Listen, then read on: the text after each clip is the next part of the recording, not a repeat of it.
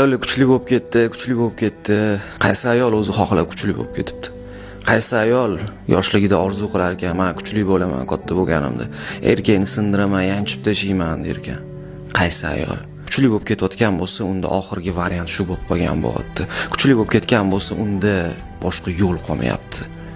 Nima qilsin, yashamasinmi? Taslim bo'lib o'lib ketsinmi? Har bitta insonni ichida bor yashab qolishga bo'lgan xohish. Bu narsani erkakdan olmayotgandan keyin afsuski, ishga chiqishga majbur bo'lyapti, pul topishga majbur bo'lyapti, uyga kech kelishga majbur bo'lyapti. Bolalariga qarab o'tirsinmi, men aldandim yoki ishonib qoldim, endi ochlikdan o'lib ketamiz deb nima qilsin? Nima taklif bor?